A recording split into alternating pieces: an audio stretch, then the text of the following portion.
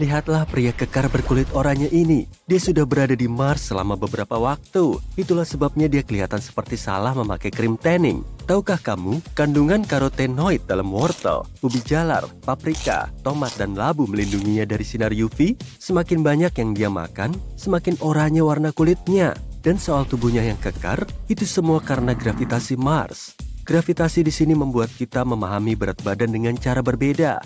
Dan kalau ingin bugar di Mars, kita harus makan banyak.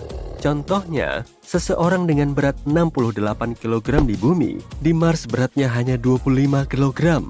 Jadi, makan berlebihan bisa bantu memperkecil selisih gravitasi dengan berat badan. Lain lagi dengan Merkurius. Di sana lebih panas daripada aspal Georgia di siang hari, tapi lebih dingin dari kastil Elsa di malam hari. Kamu harus terbuat dari logam dengan titik leleh yang tinggi untuk bisa bertahan hidup di sini. Manusia biasa seperti kita akan hangus. Meskipun Merkurius adalah planet yang paling dekat dengan matahari, Venus masih menjadi yang terpanas. Kehidupan di Venus itu sama saja dengan kehidupan di kembaran matahari yang jahat.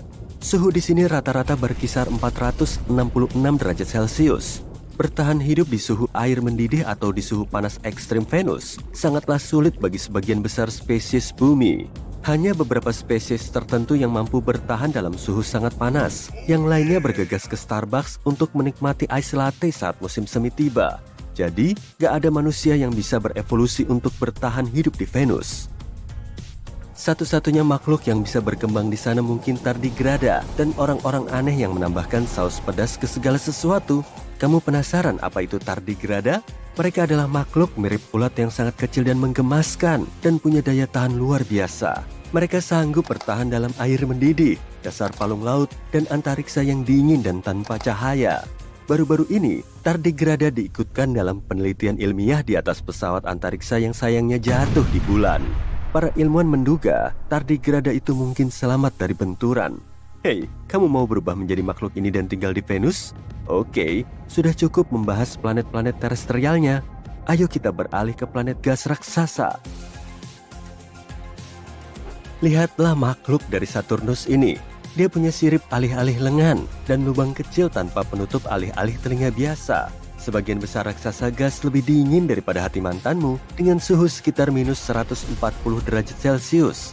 Kita nggak bisa berjalan di atasnya, tapi bisa mengubahnya jadi bola salju atau kristal es kalau mau. Kondisi di Jupiter juga cukup mirip, jadi mungkin berubah menjadi anjing laut dan bersantai di sana bukan ide buruk. Setidaknya kamu bisa tinggal di sana secara gratis.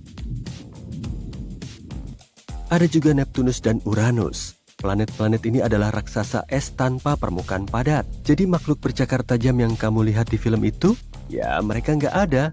Ditambah lagi, kedua planet ini nggak ramah bagi kehidupan. Aku lebih memilih makan ubi jalar di Mars. Terima kasih banyak. Gimana? Udahan rebahannya? Aku punya tugas berat untuk kamu nih. Tenang aja, seru kok. Kamu bakal pergi ke beberapa planet di tata surya dan mencoba lari di sana. Yuk cari tahu di mana kamu bisa lari paling cepat dan di mana kamu nggak bisa jalan. Pria tercepat di bumi, Usain Bolt, bisa lari dengan kecepatan rata-rata 38 km per jam. Tapi kecepatan tertingginya 43 km per jam. Sayangnya, nggak semua orang kayak Usain Bolt. Rata-rata orang lari pada kecepatan 10-13 km per jam. Tapi mungkin di planet lain, kamu bisa mengalahkan rekor sprinter asal Jamaika ini. Kita bahas dulu apa yang bakal memengaruhi kecepatan lari kamu di planet lain ya. Gravitasi. Kekuatan gravitasi di planet yang kamu kunjungi bakal berpengaruh pada berat badanmu. Dan seringkali, semakin berat bobotmu, semakin lambat larimu. Di semua planet lain yang ada di tata surya, kecuali bumi, kamu harus memakai baju astronaut yang besar. Tanpa itu, kamu nggak bisa bertahan. Jangan lupa juga kondisi cuaca ekstrem di kebanyakan planet, bisa dingin banget, atau panas banget, bisa juga sangat berangin.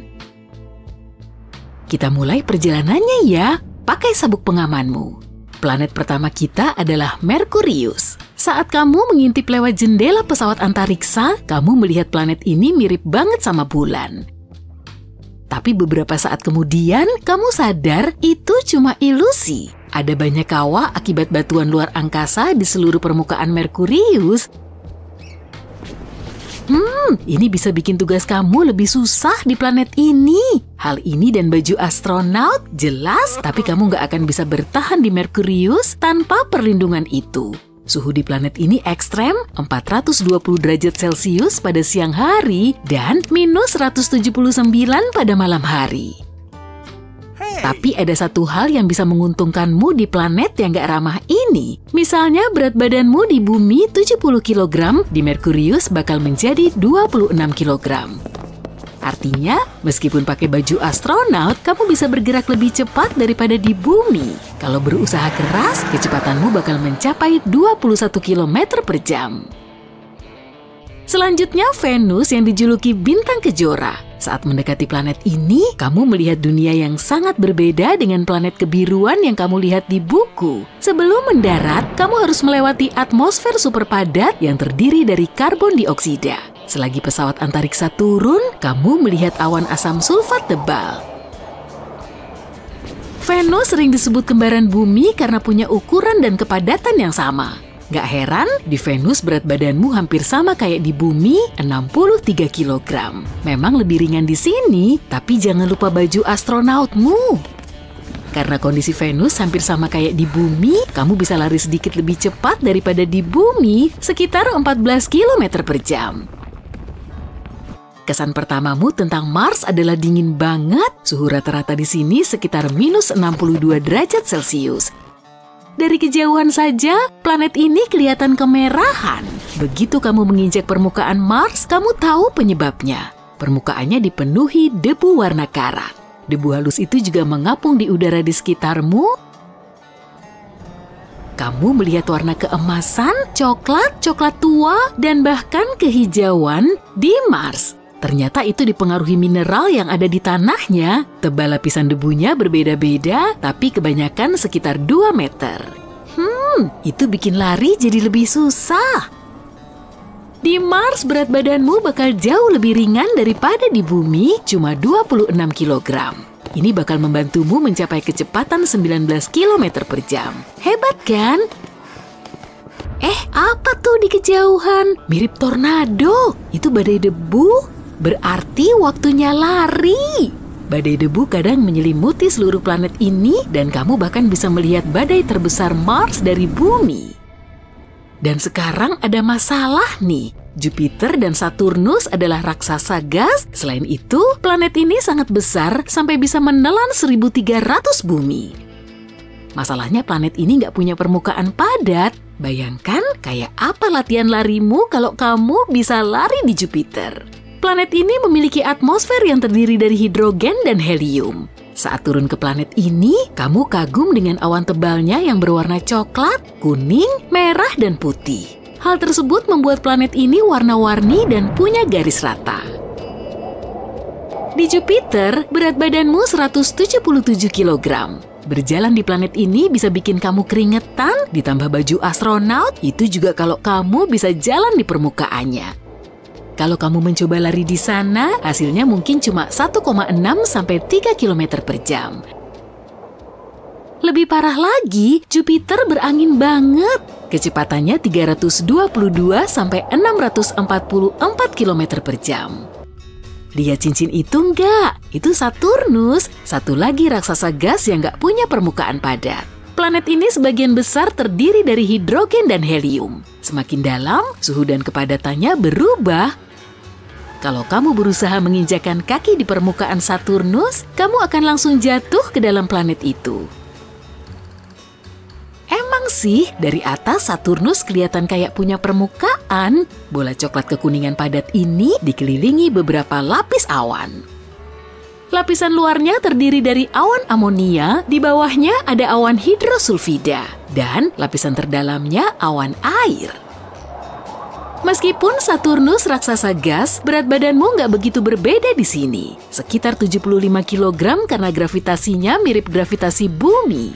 Tapi karena kondisi di planet ini dan baju astronaut yang besar, kamu nggak akan bisa lari cepat, paling sekitar 6 km per jam. Sebelum pergi, kamu mengagumi ciri paling terkenal Saturnus, cincinnya yang berwarna abu-abu, krem, dan coklat. Kumpulan cincin kecil ini terdiri dari bongkahan batu dan es. Kamu juga melihat beberapa dari 53 satelit Saturnus. Itu Titan, dunia es yang lebih besar daripada bulan dan bahkan Merkurius. Titan adalah satelit terbesar kedua di tata surya. Planet berikutnya adalah bola hijau biru yang terdiri dari es dan gas. Raksasa es Uranus. Warna planet ini cantik karena cahaya dari matahari terpantul di permukaannya. Uranus nggak padat, tekan remnya.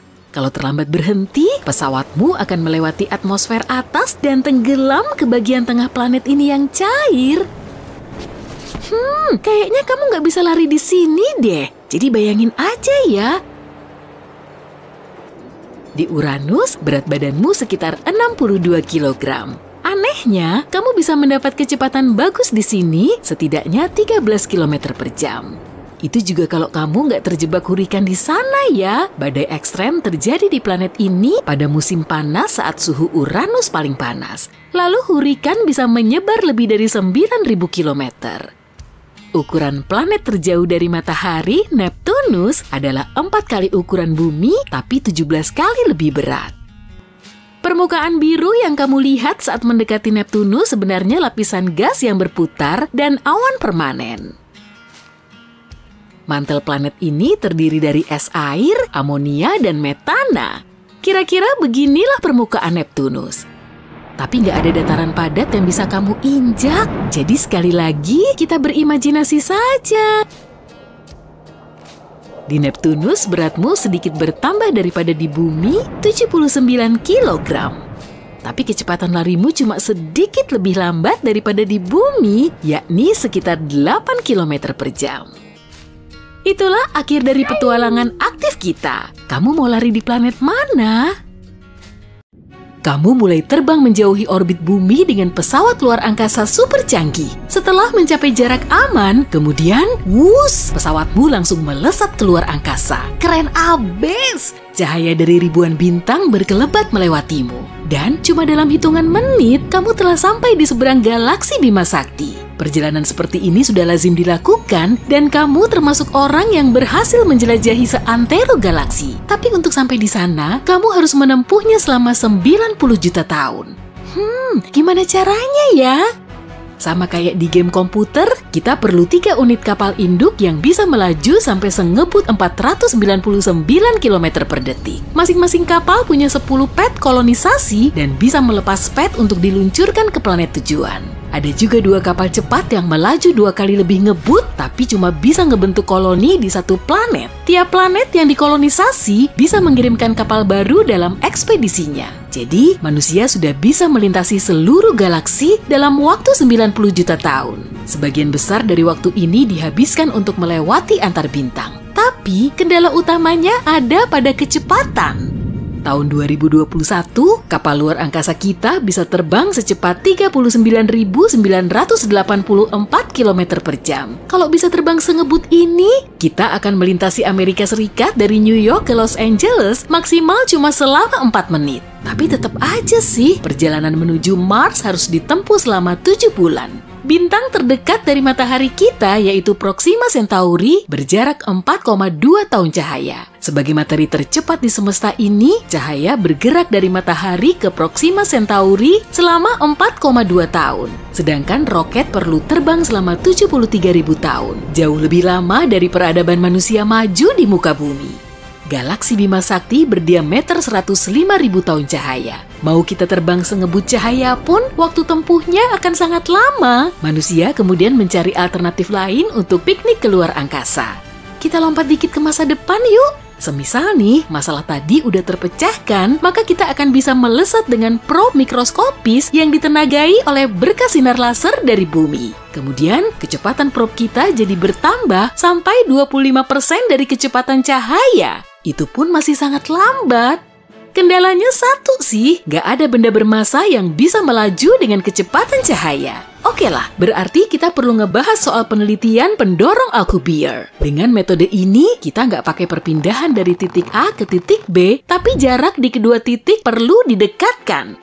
Lihat kertas rimin ini baik-baik ya. Semisal kamu perlu pergi ke tempat tujuanmu dengan ngelewatin 3 kotak ini. Kamu nggak akan bergerak lurus dengan kecepatan tinggi, tapi perlu ngelipet kotaknya agar pesawatmu sampai di titik B. Setelah lipetannya dibuka lagi, luar angkasa kembali normal. Dan kamu sudah berpindah tempat tujuan tanpa perlu bergerak. Jadi, sederhananya begitu ya cara kerjanya.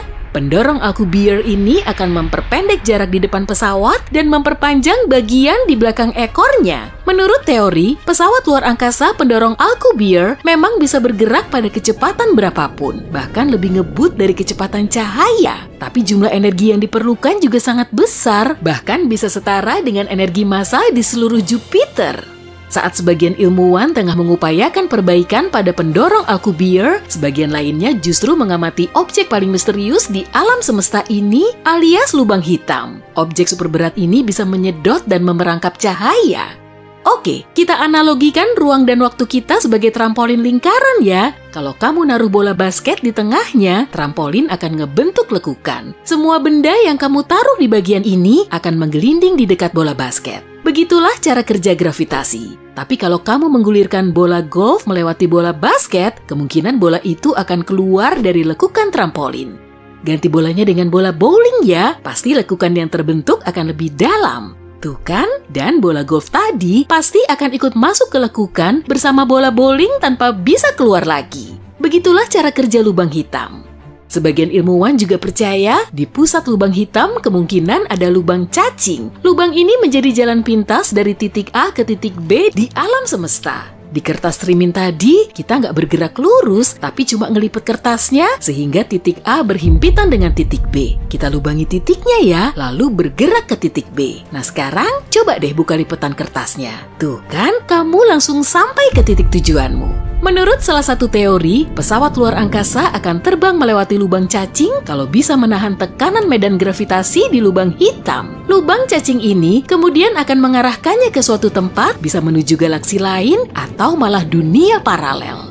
Wah, percobaan kita telah berhasil. Nah, coba deh amati galaksi Bima Sakti kita ini. Dari sini, kita bisa terbang ke tempat lain. Tapi kita perlu nentuin tempat kolonisasi yang pas dulu. Di jagat raya, ada triliunan bintang yang masing-masing dikelilingi planet dan sebagian di antaranya bisa saja laik huni. Berarti kita perlu menyeleksi daftarnya kan? Cari dulu bintang yang masih relatif muda, kurang lebih mirip dengan matahari kita. Di dekat bintang ini, koloni manusia kemungkinan akan bisa bertahan lama. Setelah menua, bintang mulai membesar dan berubah warna menjadi merah. Di akhir masa hidupnya, bintang bisa menyedot semua planet di sekelilingnya, lalu menghasilkan ledakan kuat hingga cahayanya bisa terlihat dari jarak puluhan tahun cahaya. Selanjutnya, kandidat planet harus berada di zona laik huni dari bintang induknya. Jaraknya harus pas dan gak bisa terlalu jauh atau terlalu mepet. Dengan begini, suhunya juga akan sesuai. Airnya harus berwujud cair dan permukaan planetnya harus padat biar nantinya bisa kita tapaki dan tempati.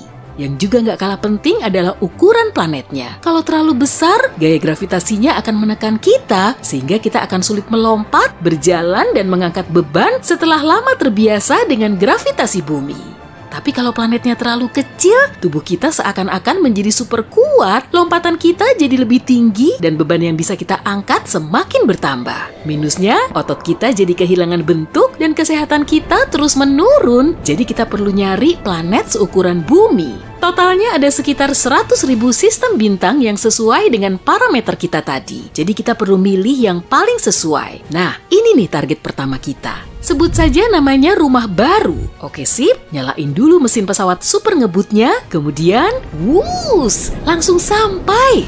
Meski sudah memenuhi semua kriteria kita, ternyata planet ini masih belum bisa disebut sebagai